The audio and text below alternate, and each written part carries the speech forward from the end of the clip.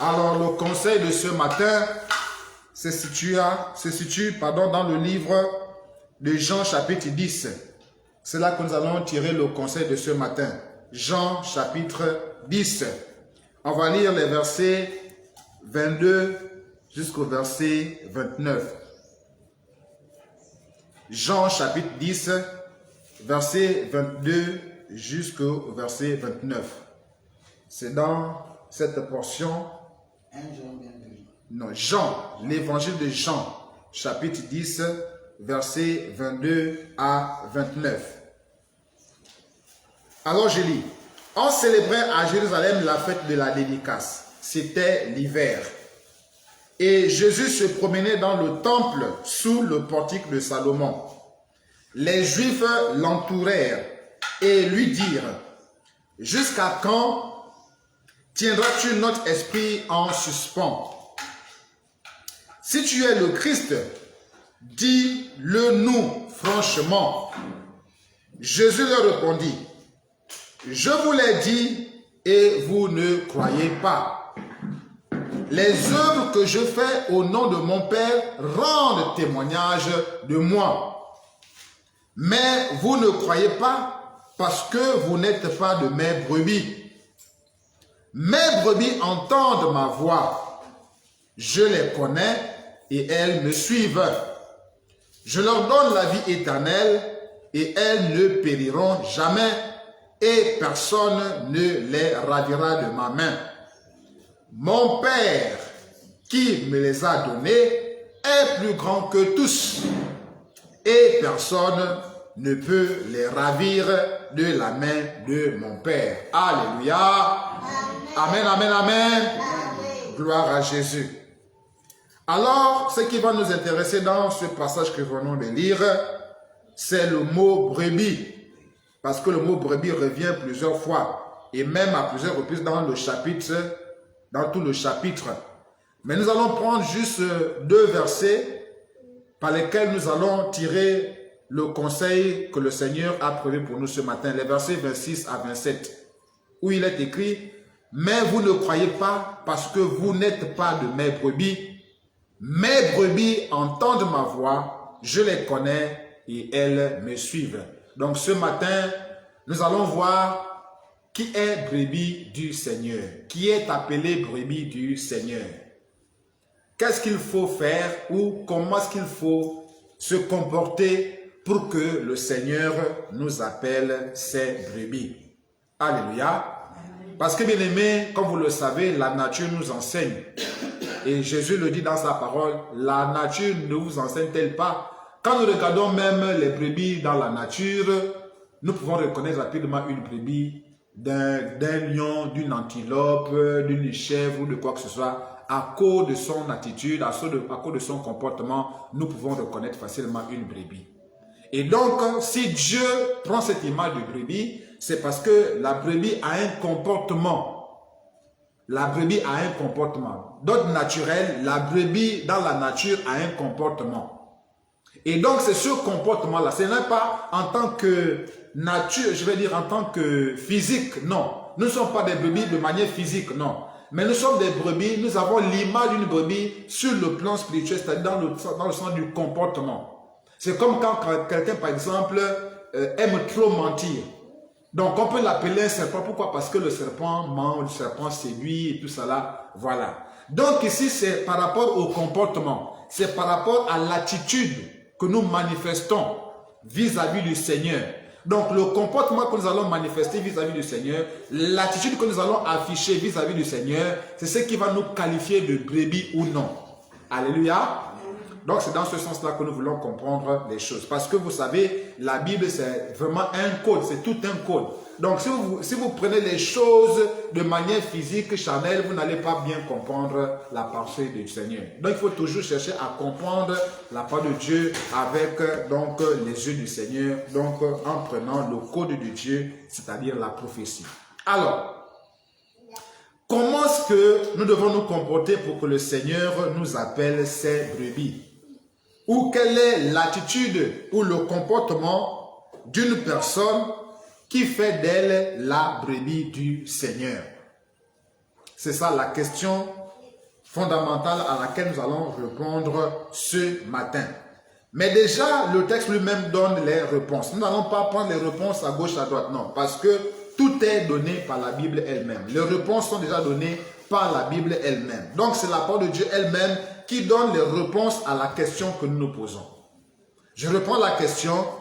Comment faire ou quelle attitude ou quel comportement avoir pour que le Seigneur nous appelle ses brebis?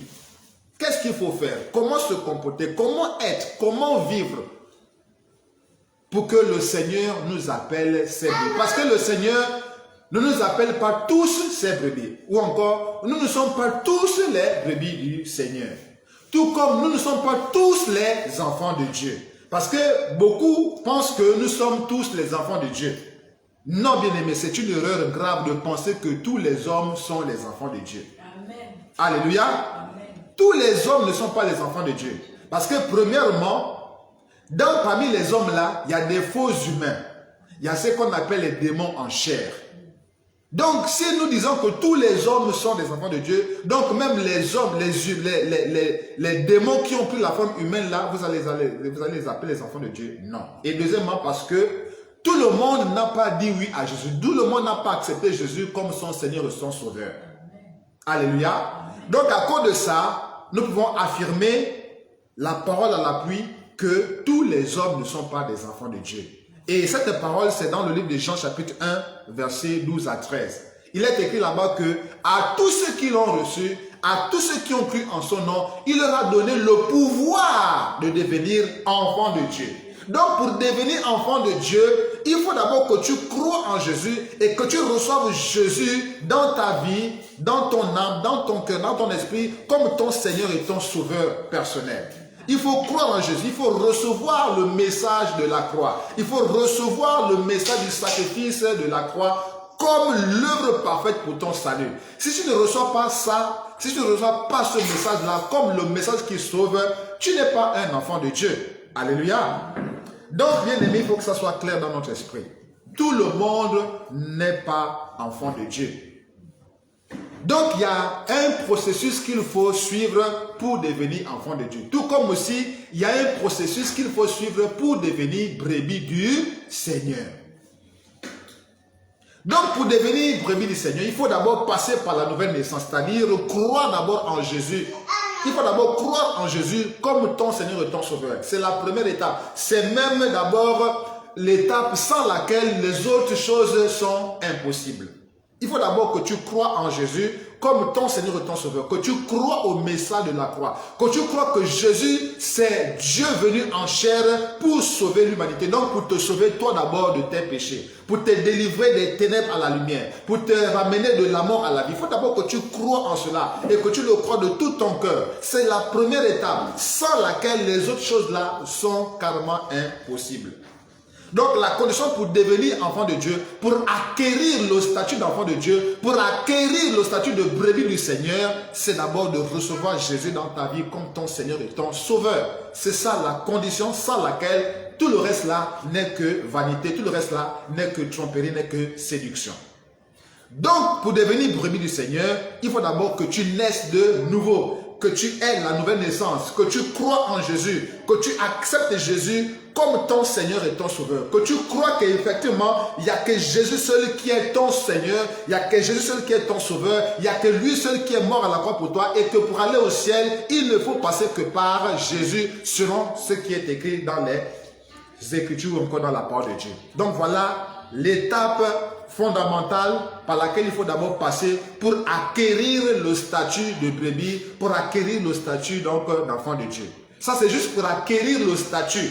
Ça, c'est juste pour acquérir le nom. C'est juste pour acquérir, donc, comment dire ça? La nature même d'enfant de Dieu.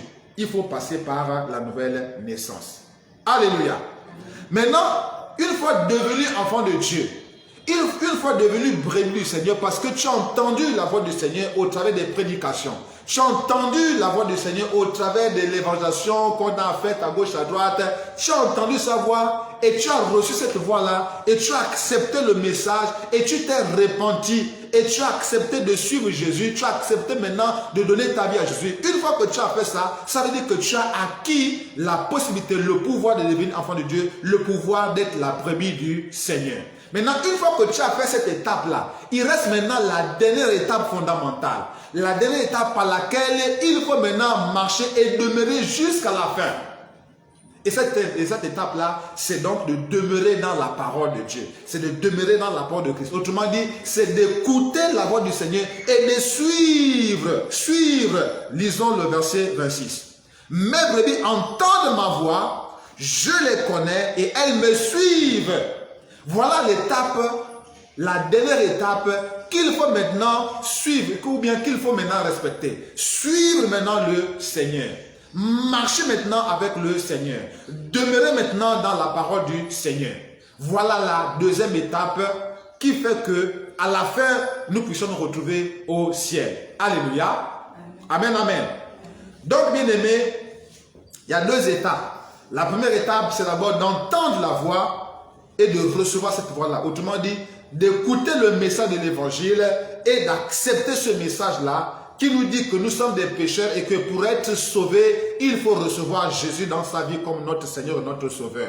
Une fois qu'on a accepté cela, il faut maintenant accéder à la deuxième étape, maintenant demeurer dans cette parole, marcher dans cette parole, suivre maintenant Jésus. Or, si nous suivons Jésus, ça veut dire que nous suivons ses instructions. Suivre Jésus, c'est quoi? Ce n'est pas que physiquement il est devant nous, il marche devant nous et puis on marche après lui. Non. Suivre Jésus, c'est quoi? C'est maintenant suivre ses instructions. C'est maintenant obéir à sa parole. C'est maintenant obéir à ses commandements. C'est obéir aux instructions qu'il nous donne, aux recommandations qu'il nous donne. C'est ça, suivre Jésus. Et quand nous suivons Jésus ainsi, on ne peut plus rester dans les ténèbres. On ne peut plus demeurer dans les ténèbres. Parce qu'il est écrit que celui qui marchera après moi, marchera dans la lumière et ne restera plus dans les ténèbres. Les ténèbres, c'est quoi? En fait, les ténèbres ici, c'est le péché. Quand tu suis Jésus, quand tu marches maintenant pour suivre Jésus, autrement dit, quand tu suis le commandement de Jésus, quand tu suis les recommandations de Jésus, en réalité, tu es en train de laisser le péché derrière toi pour marcher dans la lumière, dans la sainteté, dans la vérité, dans la justice de Christ. Et en ce moment-là, tu n'es plus des ténèbres, tu n'es plus du monde, même si tu es dans le monde, mais maintenant tu es avec Christ, tu es maintenant en Christ et tu es maintenant pour Christ. Et alors, en marchant après lui, qu'est-ce que tu vas faire? Tu es en train d'obéir à sa parole. Et quand tu obéis à sa parole, quel est le résultat? Le résultat, c'est bien entendu d'arriver à la bonne destination. Alléluia. Parce que quand nous disons nous suivons Jésus, ça veut dire qu'il est en train de marcher quelque part, ou il est en train de partir quelque part. Il est en train de nous montrer la voie qui nous fait aboutir à quelque part. Or, lui, il habite où? Parce que lui, quand il marche là, il ne marche pas pour aller n'importe où. Lui, il marche pour aller chez lui. Lui, il marche pour nous montrer là où il habite. Alléluia. Or, lui, il habite au ciel. Sa demeure, c'est le ciel, c'est le paradis, c'est-à-dire ce lieu où vraiment il n'y a plus de pleurs, il n'y a plus de mort, il n'y a plus de tout ce qui est mauvais. Non, là-bas c'est le bonheur éternel. C'est là-bas qu'il nous conduit. C'est là-bas qu'il veut nous conduire parce qu'il y en a qui résistent encore. C'est là-bas qu'il veut que nous soyons avec lui. Selon toujours le livre de Jean. C'est là-bas qu'il veut que nous soyons avec lui. Jean 14 nous le dit. Là où je suis, il faudrait que vous soyez aussi avec moi. Ça, c'est Jésus qui le dit. Donc, quand nous disons, ou bien quand il dit que celui qui me suit ne marchera pas dans les ténèbres, mais sera dans la lumière, ça veut dire, il est en train de dire que celui qui marchera après moi, celui qui obéira à mes commandements, celui qui marchera selon mes principes, va arriver au ciel, va demeurer dans le bonheur éternel avec moi. Alléluia. Voici le message qu'il est en train de nous dire quand il dit celui qui marchera après moi ne marchera pas dans les ténèbres mais restera dans la lumière. Donc ici, bien aimé, nous voulons ce matin donc voir comment se comporter pour être véritablement, pour être appelé la brebis du Seigneur. Comment se comporter? Je disais que les réponses se trouvent dans la Bible. Ce n'est pas comme pas les théories à gauche, à droite et puis non. On répond en fonction de ce que Dieu lui-même dit ici. Et qu'est-ce qu'il dit ici? Il dit au verset 26, vous ne croyez pas parce que vous n'êtes pas de mes brebis. Donc en réalité, pour être maintenant brebis du Seigneur, après avoir entendu la parole de Dieu, parce que beaucoup de gens ont déjà entendu la parole de Dieu, alléluia, beaucoup de gens ont déjà entendu le message de l'évangile, mais malheureusement, ils n'ont pas cru. Donc en réalité, pour être appelé brebis du Seigneur, il faut entendre d'abord le message et croire. Il faut croire. C'est la chose essentielle, bien aimé. La Bible déclare que pour plaire à Jésus, pour plaire à Dieu, il faut avoir la foi. C'est la foi qui nous rend agréable devant le Seigneur. C'est la foi qui nous rend vraiment bien devant le Seigneur. C'est la foi qui fait que nous soyons bien devant le Seigneur. C'est la foi qui fait que Dieu soit content de nous. C'est la foi. En dehors de la foi, personne ne peut plaire à Dieu. Pourquoi? Parce que la foi en Dieu, c'est une confiance en sa parole. C'est une confiance, c'est la confiance que nous plaçons sur lui. C'est quelque chose d'agréable lorsque quelqu'un a confiance en toi. C'est très agréable de savoir que quelqu'un a confiance en toi, que quelqu'un te fait confiance. C'est vraiment, c'est très agréable. Mais c'est souvent pénible de savoir que on ne te fait pas confiance, on doute de toi. Ça fait mal. Alléluia. Moi, je préfère qu'on croie en moi, même si on ne me donne pas l'argent, mais si on me fait confiance, bien aimé, il n'y a rien de plus merveilleux que cela. Parce que la confiance peut t'ouvrir beaucoup de portes. Quand quelqu'un a confiance en toi et que la personne là parle en ta faveur pour dire, ah non, celui-là, vraiment, il faut... Non, lui là, il est bien. Ce témoignage-là peut t'ouvrir beaucoup de portes. Alléluia. Voilà pourquoi Dieu est content de nous lorsque nous avons confiance en lui, lorsque nous avons foi en lui. C'est très important de comprendre cela, bien-aimé. Donc ici, pour être brebis du Seigneur, il faut croire en Jésus. Il faut croire au Seigneur. Voilà pourquoi je disais tout à l'heure que la première étape pour devenir enfant de Dieu, c'est d'abord la foi. C'est croire. Il faut croire que Jésus est en Dieu. Il faut croire que Jésus a donné sa vie pour toi. Il faut croire. Donc pour devenir brebis du Seigneur, par rapport à la parole que nous venons de lire là, il faut croire. Il dit, mais vous ne croyez pas. Parce que vous n'êtes pas de mes brebis. Donc en réalité, pour être des brebis du Seigneur, pour être compté parmi les brebis du Seigneur, il faut croire au Seigneur. Il faut croire en sa parole. Il faut croire en sa puissance. Il faut croire en ses promesses. Bref, il faut croire à ce qu'il nous dit dans sa parole.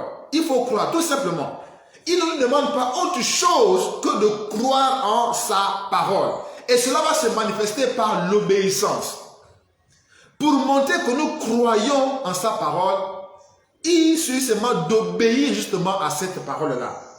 Voilà la preuve qui nous montre que nous croyons en sa parole, c'est l'obéissance justement à cette parole. Alléluia. Donc, bien aimé, au verset 26, il dit, vous ne croyez pas parce que vous n'êtes pas de mes brebis. Donc, je reprends pour dire que pour être brebis du Seigneur, pour être compté parmi les brebis du Seigneur, pour que le Seigneur nous appelle ses brebis, il faut que nous croyions en lui, que nous croyions en sa parole, que nous croyions en ses promesses, que nous croyions à ce qu'il dit dans sa parole. Parce que lui, il est la vérité. Quand nous ne croyons pas en Dieu, en fait, c'est comme si nous sommes en train de dire que toi, tu es un menteur. Parce qu'en réalité, on ne croit pas un menteur. Même vous-même, même dans la vie de tous les jours. Et on n'a pas confiance en un menteur. Quand on sait que la personne là ment souvent, on n'a pas confiance en elle, on ne croit pas en elle. Alléluia. La nature doit nous enseigner, bien aimé. Naturellement, quand on sait que la personne là c'est une menteuse, la personne là aime mentir, quand il sort une chose de sa bouche là, on ne croit pas. Pourquoi? Parce qu'on sait que c'est menteur. Donc normalement, quand on ne croit pas, c'est à un menteur, donc normalement qu'on ne doit pas croire. Mais à celui qui dit la vérité, on doit croire. Mais donc quand on ne croit pas en Jésus, lorsqu'on ne croit pas en sa parole, ça veut dire qu'on le considère, on le met au même titre que les menteurs en fait. Parce que normalement c'est le menteur qu'on ne doit pas croire. Mais maintenant, celui qui dit la vérité, pourquoi est-ce qu'on ne croit pas en lui? Donc ça veut dire que inconsciemment ou de manière indirecte, on est en train de le mettre au rang des menteurs. Or, à ce moment-là, si on met Jésus au rang des menteurs, c'est nous-mêmes qui sommes des menteurs, c'est nous-mêmes qui nous séduisons et c'est nous-mêmes qui sommes en train de nous perdre. Alléluia. Donc ici, bien aimé, j'insiste à ce niveau. Jésus lui-même dit, vous ne croyez pas parce que vous n'êtes pas de mes brebis. Donc, bien aimé, lorsqu'on nous prêche la vérité et qu'on ne croit pas en la vérité et qu'on n'arrive pas à discerner que ce qu'on me prêche là c'est la vérité, ça veut dire automatiquement qu'on n'est pas encore compté parmi les brebis du Seigneur. C'est ce que ça veut dire. Amen. Parce que normalement, la brebis du Seigneur, c'est écrit dans la parole de Dieu, toujours dans le livre de Jean là, entend la voix. C'est-à-dire, entendre là, ce n'est pas dans le sens physique ici là. C'est-à-dire comprendre et discerner la voix. Et c'est ce que ça veut dire. Discerner que non, ça c'est la vérité. Ça c'est Jésus qui me parle à ce moment-là. Mais si tu es capable de discerner que là c'est la vérité, que là c'est Jésus qui me parle, ça veut dire que tu n'es pas encore compté parmi les brebis du Seigneur. Et Jésus lui-même dit que mes brebis entendent ma voix. Dans le sens de comprennent, les brebis comprennent, les brebis discernent, les brebis savent que là, c'est Jésus qui parle. Là, c'est vraiment la vérité, ce n'est pas le mensonge. Là, ce n'est pas la séduction, mais c'est vraiment Jésus qui parle en ce moment-là. Voilà les caractéristiques d'une brebis. Elle sait discerner la voix de Jésus. Elle sait discerner que ça, là, c'est la vérité. Mais quand tu confonds la vérité au mensonge, quand tu appelles le mensonge la vérité, à ce moment-là, tu n'es pas compté parmi les brebis du Seigneur. Quand tu dis que non, là, ce que tu dis là, c'est faux, alors que c'est vrai, en fait, en disant que c'est faux, alors que c'est la vérité, tu es en train de montrer que tu n'es pas une brebis du Seigneur. Pourquoi? Parce que l'une des caractéristiques principales de la brebis, c'est d'entendre la voix, c'est-à-dire de discerner la vérité, de savoir que non, ça là, ce qu'on est en train de me dire là, c'est la vérité. C'est ce qu'on doit comprendre ici, bien-aimé, quand Jésus lui-même dit que mes brebis entendent ma voix. Alléluia. Alors, regardez, au verset 3, toujours le même chapitre, on va rester dans le chapitre là, il dit, au verset 3, il dit, le portier lui ouvre, et les brebis entendent sa voix, c'est-à-dire la voix du berger. La voix du berger. Parce que quand on parle de brebis, il faut forcément entendre par là aussi qu'il y a un berger. Donc ici, les brebis entendent sa voix, c'est-à-dire entendent la voix du berger. Les brebis savent reconnaître la voix du berger. Et quand nous voyons par exemple verset 14, toujours le même chapitre, verset 14, il dit, « Je connais mes brebis et elles me connaissent. » Vous voyez? Donc, quand tu es appelé à être brebis du Seigneur, en réalité, tu sauras discerner la vérité lorsqu'on la prêche. Tu seras discerné, tu sauras reconnaître que là, c'est la vérité. Que ça, là, c'est la vérité. Donc, quand on te prêche la vérité et que tu n'arrives pas à reconnaître que c'est la vérité, mon frère, ma soeur, je t'assure, mon frère, c'est écrit, ça veut dire que tu n'es pas compté parmi les brebis du Seigneur. Parce que la caractéristique principale de la brebis du Seigneur, c'est de reconnaître la voix du Seigneur. C'est de reconnaître la vérité lorsqu'elle est prêchée. C'est ça, bien-aimé. Ne nous trompons pas par des raisonnements, par tout ce qu'on entend à gauche, à droite. Bien-aimé, la parole est très claire. Jésus même dit dans sa parole que les brebis entendent sa voix. Donc, les brebis entendent la voix de la brebis, du berger. Donc, si tu es capable d'entendre la voix de ton berger, si tu es capable de discerner la vérité quand elle est prêchée devant toi, quand tu la présentes, mon frère, il ne faut pas que tu sois dans la tromperie, il ne faut pas que tu sois dans la séduction. Ma soeur, sache que quand tu n'arrives pas à reconnaître que ce qu'on est en train de prêcher là, c'est la vérité là, et que tu appelles ça plutôt mensonge, tu appelles ça plutôt séduction là, tu appelles ça que non, la personne est égarée là. Mon frère, ce n'est pas la personne là qui est égarée, c'est plutôt toi qui es égaré. Pourquoi? Parce que toi qui te prétends être brebis du Seigneur, tu es capable de reconnaître la voix de ton berger.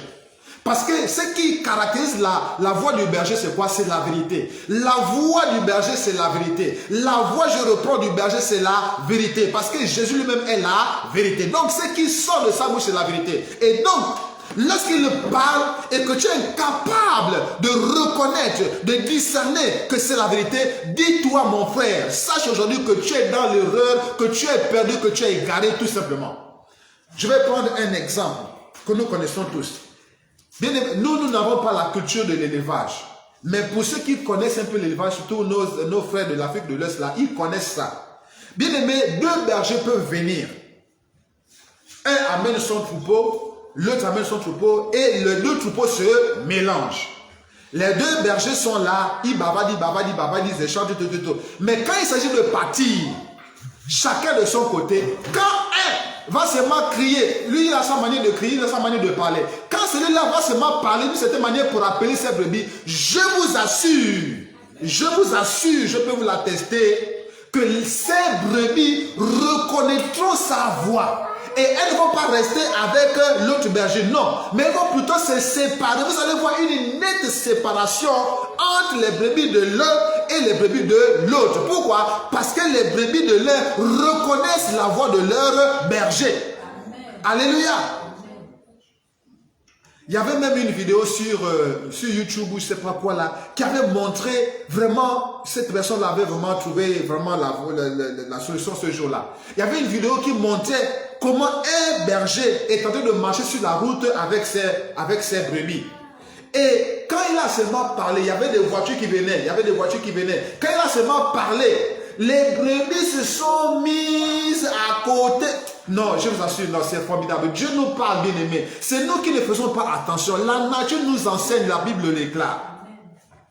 Je reviens pour nous dire, bien aimé, lorsque la vérité est prêchée et que tu es incapable de reconnaître que ça c'est la vérité, mon frère, ma soeur, sache qu'à ce moment-là, tu es égaré. Sache à ce moment-là que tu es dans la perdition, que tu es perdu à ce moment-là. Parce qu'en réalité, en tant que brebis du Seigneur, tu dois normalement savoir discerner la voix de ton maître à tout moment. Lorsqu'il te parle, parce qu'on déclare que Dieu nous parle, tantôt d'une manière, tantôt d'une autre, mais malheureusement, on n'y prend pas garde. Mais quand tu n'y prends pas garde, ça veut dire quoi? Ça veut dire que tu es égaré. Ça veut dire que tu es déjà loin. Ça veut dire que tu es capable de reconnaître la voix de ton maître. Mais quand tu n'es plus capable de reconnaître la voix de ton maître, ça veut dire quoi? Ça veut dire que tu es égaré, tu es perdu, tu es séduit. Ça veut dire que c'est la voix de l'autre que tu es maintenant en train d'écouter. Alléluia. C'est comme ça, bien-aimé. C'est ça la vérité. C'est ça la vérité que Dieu nous enseigne ce matin.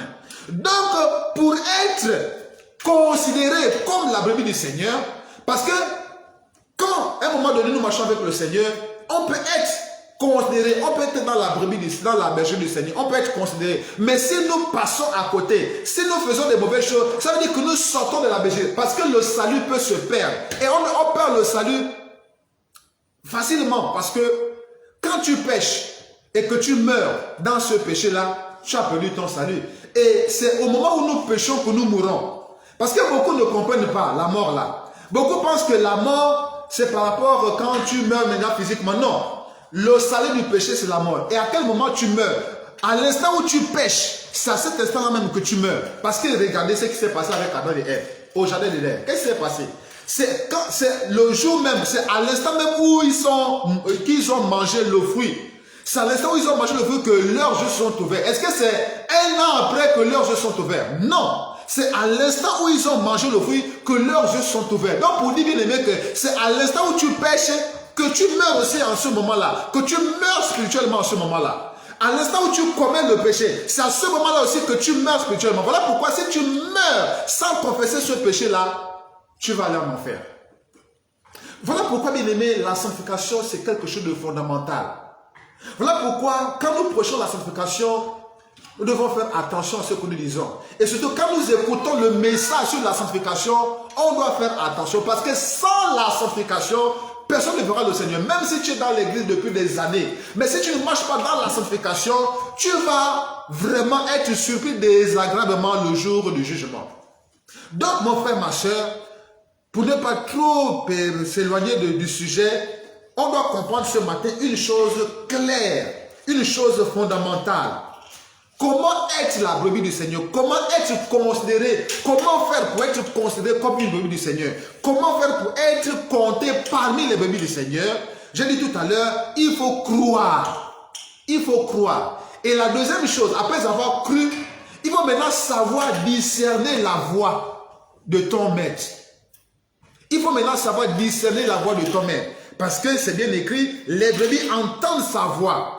Les brebis entendent sa voix. Et au verset 14, il est écrit, je connais mes brebis et elles me connaissent. Donc ici, connaître, c'est dans le sens de discerner la voix du maître. Discerner quand Jésus te parle. Discerner quand la vérité sort de la bouche de ses serviteurs. Quand la vérité sort de la bouche d'un serviteur de Dieu et que tu dises que non, lui là, ça c'est menté, ou bien ce qu'il est en train de dire là, c'est faux. Ça veut dire que tu n'as pas su discerner la voix de ton maître. Tu n'as pas su discerner la voix de ton berger. Tu n'as pas su discerner la voix de Jésus. Tu n'as pas su discerner la vérité. Donc à ce moment-là, tu es égaré. Et donc tu n'es pas compté parmi les brebis du Seigneur.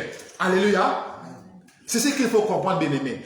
Enfin, j'aimerais que vous puissiez savoir que, en termes de salut ou encore dans le domaine spirituel, il n'y a pas des à peu près, non. C'est ça ou ce n'est pas ça.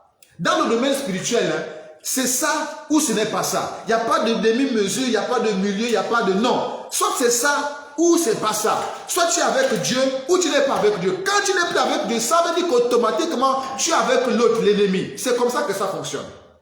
Donc ça veut dire que quand tu es déjà incapable de discerner la voix de ton maître, ça veut dire qu'automatiquement, c'est la voix de l'autre que tu es en train de discerner. Ça veut dire qu'automatiquement, c'est la voix de l'autre que tu es en train d'écouter maintenant. C'est comme ça, c'est ça le principe spirituel. Si tu es incapable de discerner la voix de Jésus, ça veut dire qu'automatiquement, c'est la voix de l'autre que tu es en train de discerner. C'est la voix de l'autre que tu es en train d'écouter. C'est ça le principe. Il ne faut pas qu'on soit sentimentaliste. Il ne faut pas qu'on soit... Non, le bon mot c'est sentimentaliste. On ne doit pas être sentimentaliste dans le domaine de la foi. Dans le domaine des choses spirituelles, mon frère, il n'y a pas de sentiments. Dans le domaine spirituel, il n'y a pas le sentimentalisme. Les choses doivent être blanc ou noir. Si ce n'est pas blanc, c'est noir. Si ce n'est pas noir, c'est blanc. Un point interne, il n'y a pas de milieu.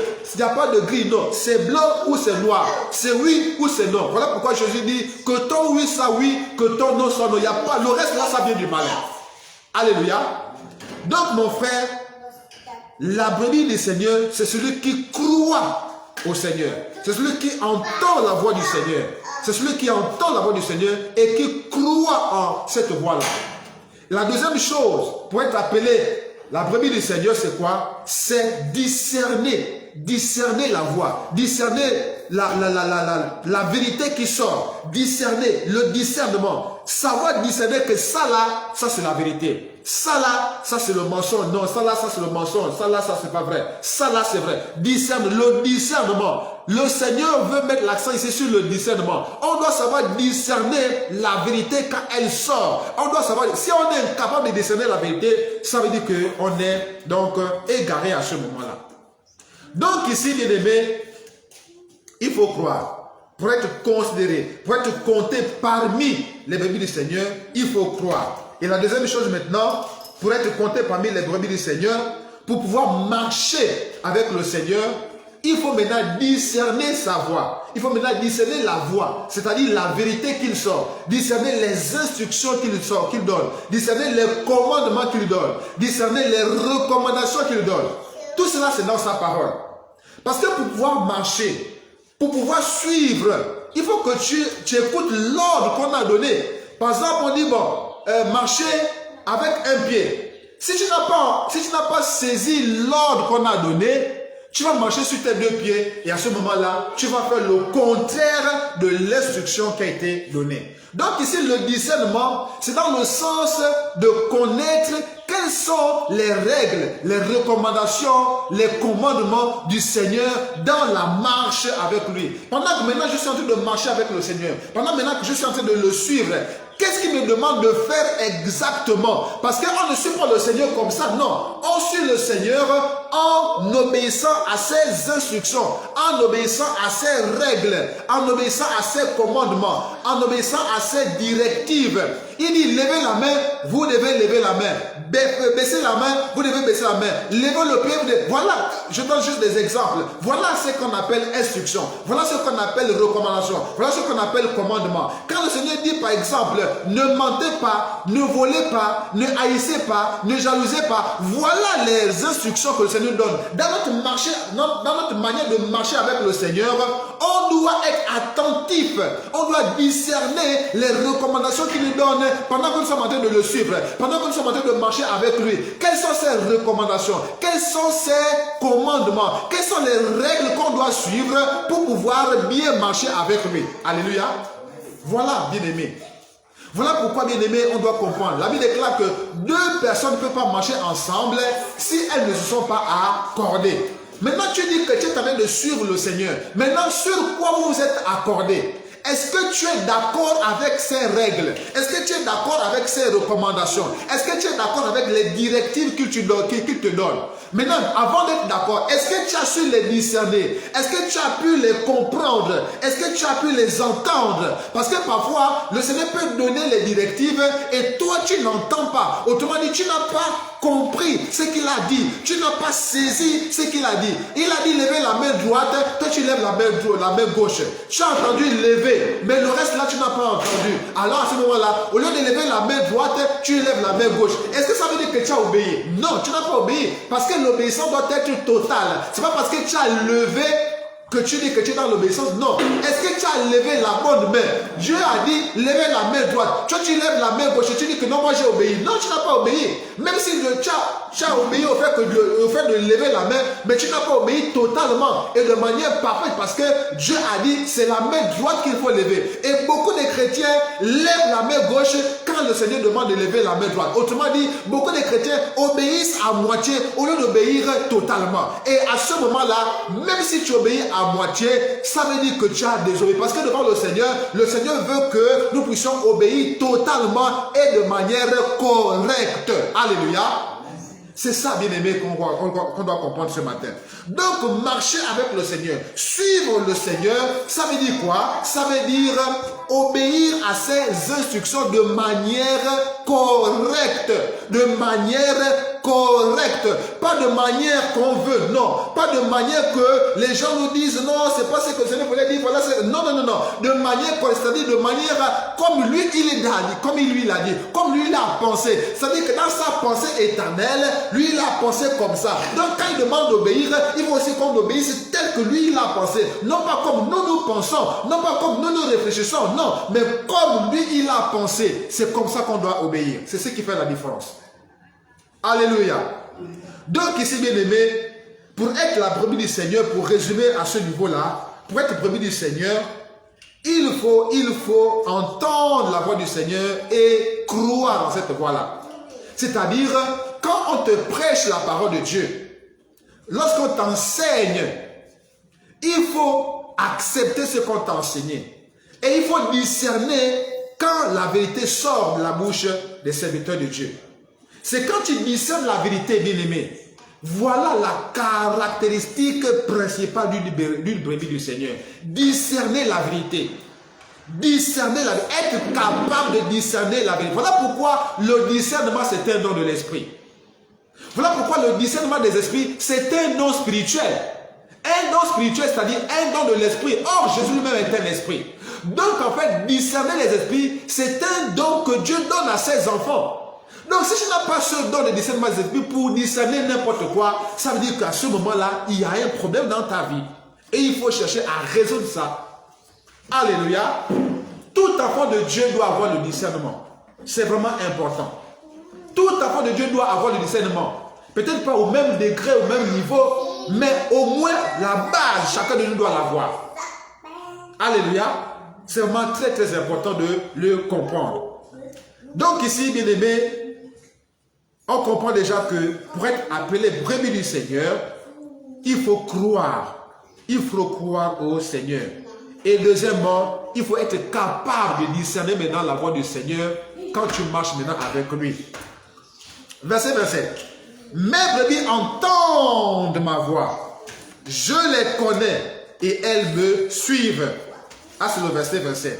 Donc ici, bien aimé, pour compléter maintenant ce qu'on avait déjà dit tout à l'heure, les brebis du Seigneur entendent la voix du Seigneur. Et j'ai déjà expliqué, ça veut dire quoi entendre. Ce n'est pas d'abord le son qu'on entend là, non. Ici, c'est dans le sens de discerner, dans le sens de comprendre les instructions, dans le sens de savoir que voilà ce que le Seigneur a dit, voilà ce qu'il veut dire quand il a dit ceci. C'est ça qu'on entend par entendre la voix du Seigneur. Et il dit quoi? Je les connais. Là aussi, c'est fondamental. Le Seigneur connaît ses brebis. Il les connaît. Donc, même si quand tu dis que non, moi je suis enfant de Dieu, il ne faut pas te tromper. Tu te trompes toi-même, en fait. Le Seigneur lui connaît qui est son enfant. Le Seigneur connaît qui est son enfant. Il connaît qui est sa brebis. Il le connaît. Voilà pourquoi il dit, ici, verset 27, je les connais. Je les connais. Et elles me suivent. Le Seigneur connaît ses brebis. Donc, ce n'est pas à nous de prétendre être les brebis du Seigneur, alors que le Seigneur lui-même sait que toi, tu n'es pas sa brebis. Parce qu'il y a beaucoup de chrétiens dans l'église qui se disent brebis du Seigneur, mais le Seigneur lui-même sait très bien que celui-là n'est pas sa brebis. Il le sait. Pourquoi? Parce que justement, il y a des caractéristiques que toi, tu ne manifestes pas, que le Seigneur regarde pour t'appeler ses brebis. Alléluia. C'est ça, bien-aimé. Voilà pourquoi je disais tout à l'heure que il ne faudrait pas qu'on soit sentimentaliste. On doit se dire les vérités. On doit se dire les vérités pour ne pas se tromper, pour ne pas vivre dans l'illusion. Parce que beaucoup sont dans l'illusion d'être sauvés, alors qu'ils ne le sont pas. Pourquoi? Parce qu'elles ne sont pas en réalité les brebis du Seigneur. Le Seigneur lui-même dit que ce n'est pas tous ceux qui disent Seigneur, Seigneur qui entreront au ciel. Et pourtant, beaucoup dans le monde disent Seigneur, Seigneur, Seigneur. Mais pourtant, elles n'entreront pas. Pourquoi? Mais parce qu'elles n'ont pas manifesté les caractéristiques, elles n'ont pas manifesté les qualités d'une brebis du Seigneur. Quelles sont ces qualités-là? C'est croire en Jésus et suivre Jésus. Croire et suivre, croire et suivre, croire et suivre. Et on a dit tout à l'heure que pour suivre, pour montrer qu'on croit, on doit suivre. Et qu'est-ce que ça veut dire suivre? Suivre le Seigneur, c'est quoi? C'est obéir à ses commandements. Mais avant d'obéir, il faudrait que tu sois capable de discerner, de savoir que ça là, c'est la vérité. Mais si tu es incapable de savoir que ça c'est la vérité, comment pourras-tu suivre le Seigneur? Ce serait impossible. Tu vas penser que tu es en train de suivre le Seigneur, mais en réalité, tu es en train de suivre un autre. Mais pourquoi? Parce que tu n'as pas su discerner la vérité. Parce que tu n'as pas su que ça là, c'est comme dit là, c'est la vérité. Mais comme tu rejettes la vérité, la Bible déclare que comme tu as rejeté mon commandement, alors je te rejetterai aussi. Donc quand tu rejettes la vérité, ça veut dire que tu es en train de sortir de la voie qui conduit au ciel. Quand tu rejettes la vérité, je reprends, ça veut dire que tu sors de la voie qui conduit au ciel. Pourquoi? Parce que la seule voie qui conduit au ciel, c'est la vérité. Et c'est qui la vérité? Mais la vérité, c'est Jésus. Or, Jésus a des paroles, Jésus a des recommandations, Jésus a des règles, Jésus a des principes, Jésus a des directives qu'il donne. Maintenant, tu es capable de discerner ces règles, ces directives-là. Comment peux-tu prétendre que tu es en train de marcher avec Jésus alors que tu es incapable de discerner que c'est comme dit là, c'est la vérité? Même toi-même. Même toi-même, regarde un peu. On te prêche la vérité, on te dit la vérité, mais tu dis que non, c'est faux. Mais comment peux-tu prétendre aller au ciel quand tu refuses la vérité? On te dit par exemple que les faux cheveux, les mèches, les cils, les faux ongles, le vernis, le rouge à lèvres, ça va te conduire en enfer. Tu dis c'est faux. Comment quelqu'un peut aller en enfer juste à cause des mèches? Mais quand tu prêches la vérité comme ça et tu refuses, comment peux-tu prétendre aller au ciel quand tu refuses la vérité?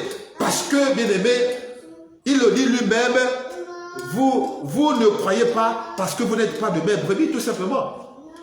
Or, si tu n'es pas les brebis, si tu n'es pas une brebis du Seigneur, ne pense même pas un seul instant que tu vas aller au ciel. C'est pas possible. Pourquoi? Parce que tu ne crois pas que ce qu'on te dit là, c'est la vérité. Que les faux cheveux que tu mets sur toi, que les perruques que tu mets sur toi, que les chabas, les locks que tu mets sur toi, sur le plan spirituel, ce sont des serpents. Tu ne crois pas à ça. Mais pourtant, lorsqu'on te dit ça, tu ne crois pas. Et qu'est-ce qui va t'arriver? Ce qui va t'arriver, c'est quoi? C'est que quand tu vas mourir avec tes faux cheveux sur la tête, quand tu vas mourir avec tes faux ongles, tu vas te retrouver en enfer parce que tu n'auras pas cru à la vérité qu'on t'a prêchée. Tu n'as pas cru, tu n'as pas discerné. C'est ça le principe. Donc ce matin, le Seigneur a voulu attirer notre attention sur la capacité de discerner la vérité. Bien-aimés, ayant le discernement de la vérité, recherche, parce qu'en ce temps de la fin, je vais vous donner un secret. En ce temps de la fin, le combat va se trouver, le combat se situe maintenant au niveau de la parole de Dieu. Le combat entre Dieu et le diable pour notre salut, pour notre âme, c'est au niveau maintenant de la parole. Le diable va venir, il va se servir de la parole. Dieu aussi va venir, il va se servir de la parole. Maintenant, comment sortir de tout ça là? C'est le discernement. Alléluia. C'est le discernement, bien-aimé. Voilà pourquoi le discernement est une qualité fondamentale d'une brebis. Parce qu'une brebis qui ne sait pas reconnaître la voix de son berger va se retrouver dans une autre bergerie. Alléluia. Mais bien-aimé, la nature doit nous enseigner. Lorsqu'une brebis ne sait pas reconnaître la voix de son berger, mais elle va se retrouver où? Soit dans la nature, exposée à tous les dangers, les loups, les lions, tous les animaux carnivores là, ou bien elle va se retrouver chez un autre berger. C'est clair. Mais attends, mais non, soyons un peu sérieux un instant. Une brebis n'a de sécurité qu'auprès de son berger. Maintenant, elle est incapable de reconnaître la voix de son berger.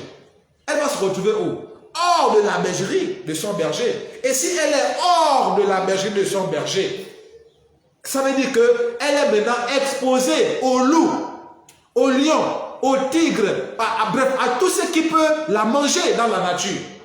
Et si, par exemple, elle suit maintenant un autre berger, mais elle ne va plus se retrouver dans la bergerie de son premier berger, non. Mais elle va maintenant se retrouver dans une autre bergerie, chez un autre berger. Or, il n'y a que deux bergers dans le monde.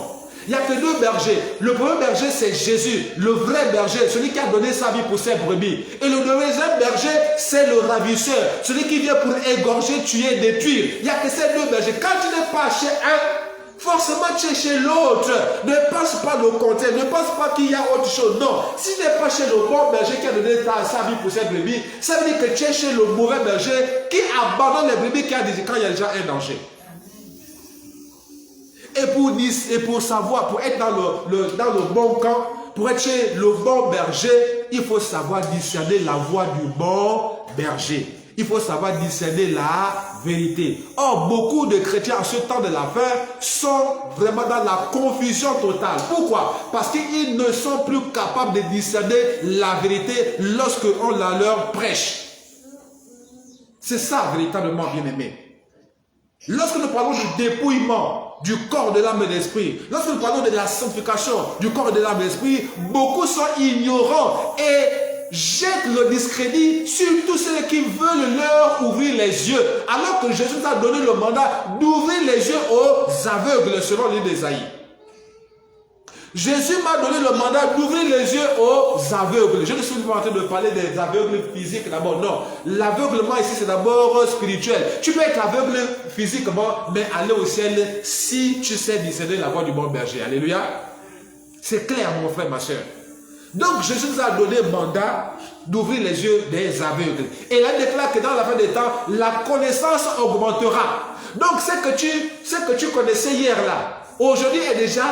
Il y a déjà une connaissance qui a encore augmenté pour t'éclairer sur ce que tu as connu hier. Et il y a des choses que tu ne connaissais pas hier que tu dois maintenant apprendre aujourd'hui. Pourquoi? Parce que la connaissance a augmenté. Mais comment tu peux dire que non, ce que tu dis là, on ne m'a jamais prêché ça? Mais c'est normal parce qu'au temps là, il n'y avait pas encore la connaissance que tu as aujourd'hui. Alléluia. La connaissance augmente. Donc ce qu'on prêche aujourd'hui, c'est un ajout pour t'amener à grandir par rapport à ce que tu as connu hier. Donc dire rejeter la vérité aujourd'hui sous prétexte qu'on ne t'a jamais prêché ça hier, ça veut dire simplement que tu manques de discernement, et si tu demeures dans cette position là, tu vas te perdre pour toujours. Alors le Seigneur ce matin veut attirer notre attention sur le discernement. Il dit: mes brebis entendent ma voix, c'est-à-dire les brebis qui appartiennent à Dieu, à Jésus, savent reconnaître la vérité. Savent reconnaître que ça là, c'est vrai. Ça là, c'est faux. Bien aimé. Mais quand tu confonds, quand tu appelles vrai faux et faux vrai, ça veut dire que tu es dans la confusion. Ça veut dire que là, tu n'es pas compté parmi les brebis du Seigneur. Et même si tu es ancien, tu peux être diacre, tu peux même être pasteur. Quand tu es incapable de discerner le vrai du faux, tu es dans la confusion et là. Ça veut dire que toi-même, tu es dans la brebis de l'autre, pardon, dans la bergerie de l'autre.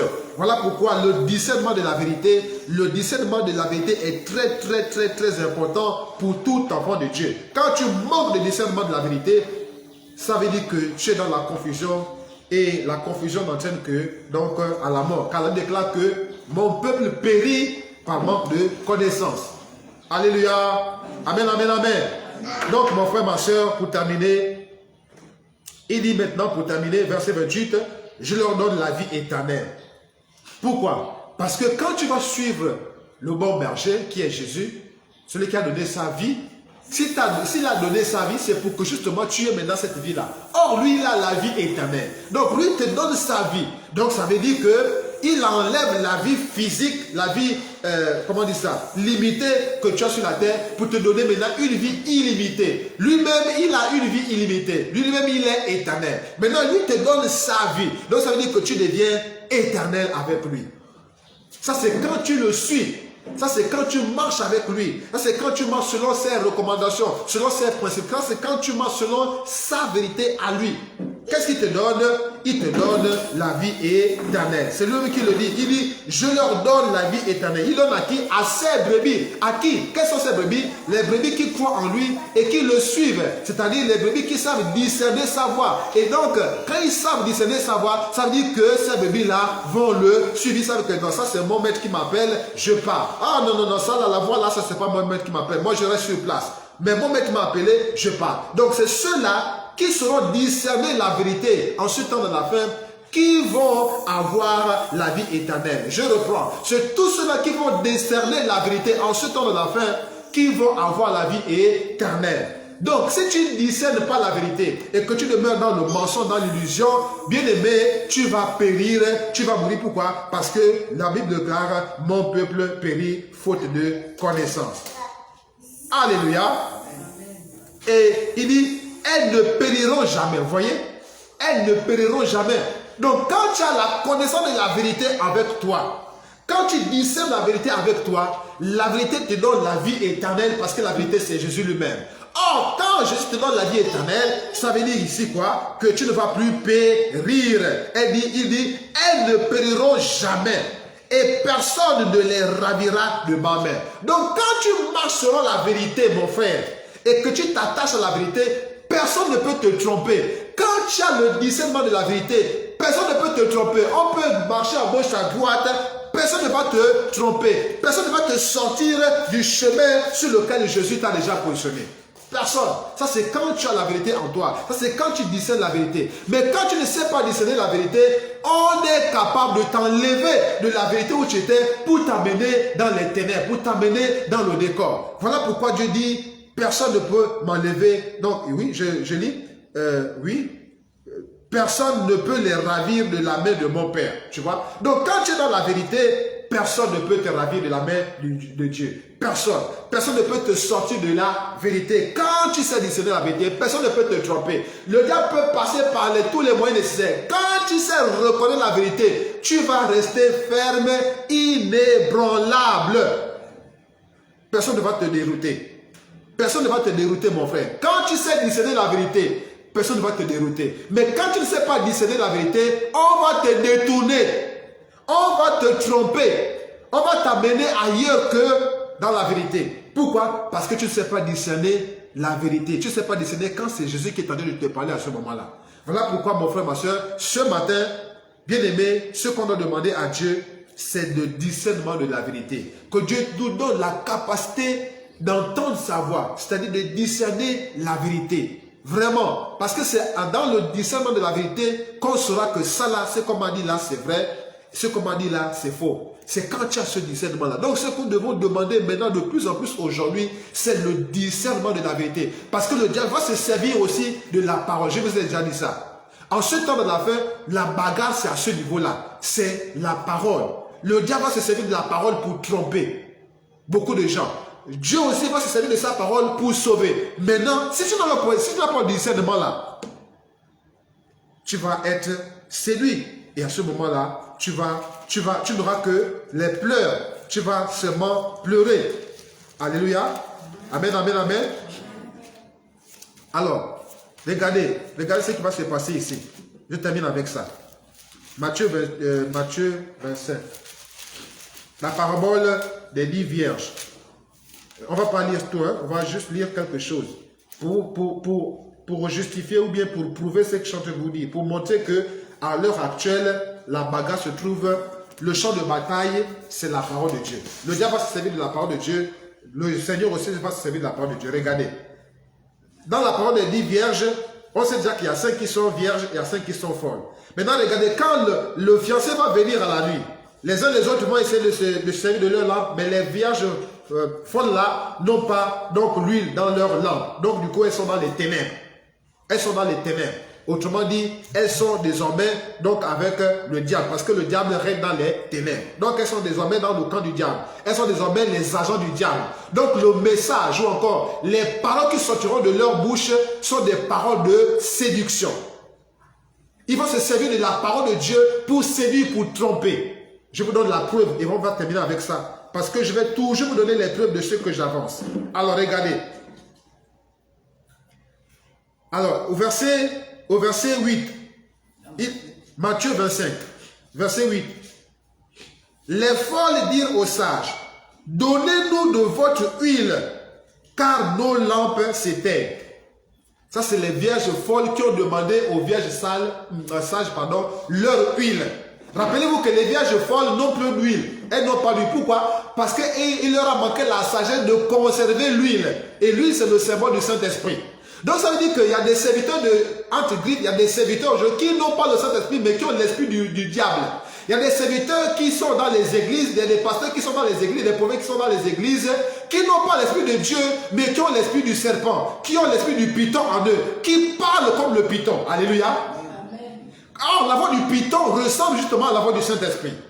Or, regardez ce qui se passe ici. Les vierges sages, les vierges folles, pourquoi? Pourquoi on les appelle folles? C'est parce qu'elles n'ont pas l'huile. Or, quand tu manques l'huile, ça veut dire que tu manques le Saint-Esprit parce que l'huile symbolise ici, dans le cadre ici, là, le Saint-Esprit. Donc, elle parle non plus sous le contrôle du Saint-Esprit, mais elle parle maintenant avec l'esprit de python parce qu'elles sont déjà dans les ténèbres. Donc, elle parle avec l'esprit des ténèbres. Regardez ce qu'elles disent. Regardez bien, écoutez bien ce qu'elles disent. Les folles là, c'est bien écrit les folles. Les folles dirent aux sages, donnez-nous de votre huile. Bien aimé, regardez un peu ce qui se passe. Elles n'ont plus l'huile. Les sages ont l'huile. Les folles disent, donnez-nous votre huile.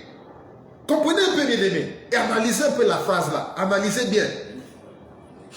La folle va te dire, donne-moi ton huile. Donc, si moi je te donne mon huile à moi, maintenant moi je reste avec quoi? Mais regardez un peu les choses. Je suis quoi une folle? Te dit, donne-moi le ton huile. Bon, moi je te donne mon huile à moi. Toi la folle, je te donne mon huile. Maintenant moi-même je reste avec quoi? Alléluia. Vous voyez? C'est ça le combat actuel. Les folles ou les vierges folles vont demander aux vierges sages leur huile. Donc en gros, c'est pour dire quoi? C'est pour vouloir renverser les valeurs. En fait, c'est un renversement de valeurs ici. C'est une séduction qui s'opère ici. Pourquoi? Parce que selon qu'il y a écrit, demandez et l'on vous donnera. Donc les vierges folles vont se servir de la parole de Dieu pour vouloir tromper, pour vouloir séduire, pour vouloir détourner les sages de la vérité. Ils vont se servir de la parole de Dieu. Parce qu'ils vont se... Mais quelqu'un va dire, mais c'est normal puisque Dieu a dit, demandez et l'on vous donnera. Alléluia. Donc si toi tu ne comprends pas, si tu n'as pas le discernement, tu vas donner ton huile et toi-même tu vas perdre ta récompense et ton salut. Alléluia. Tu vas écouter ce que les faux pasteurs disent. Tu vas écouter ce que les pasteurs qui sont envoyés par le diable disent, sous prétexte que, entre qu'ils sont des envoyés de Dieu, sous prétexte qu'ils se servent de la Bible, et tu vas être trompé, tu vas être séduit, sous prétexte que, non, il est en train de parler de la parole de Dieu. Non, mon frère, il faut discerner.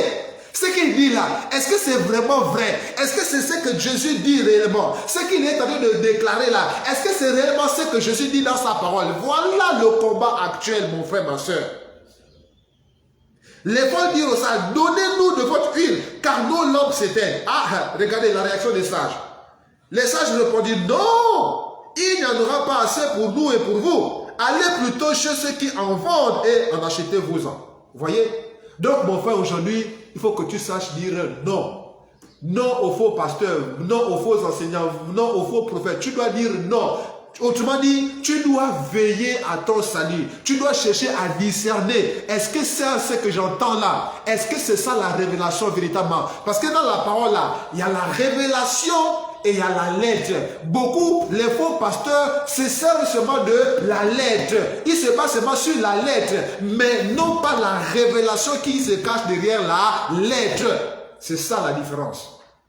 Donc, nous devons rechercher l'esprit de cette lettre-là.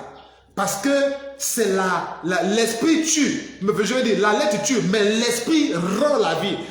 L'esprit donne la vie. L'esprit ressuscite. Pendant que la lettre tue, mais l'esprit donne la vie. Et c'est ça que nous devons rechercher. C'est l'esprit qui se cache derrière la lettre là qu'on doit rechercher. C'est la révélation qui se cache derrière ces écrits-là que nous devons rechercher. On ne doit pas se baser sur les écrits comme cela pour parler. Non, on doit se baser plutôt sur la révélation qui se cache derrière les Écritures pour marcher avec le Seigneur et poursuivre le Seigneur. Alléluia.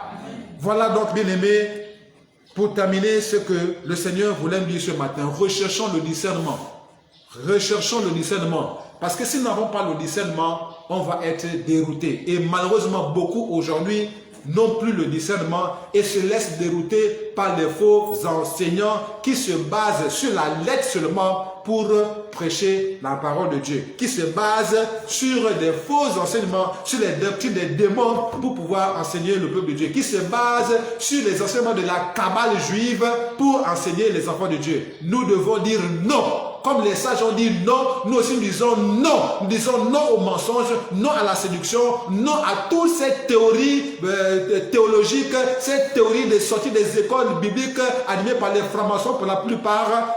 Et nous devons dire non parce que le salut vaut mieux que tout ce que nous pouvons gagner sur la terre. Alléluia. Que le Seigneur bénisse sa parole et qu'il nous aide à marcher selon le discernement de sa parole, de sa vérité.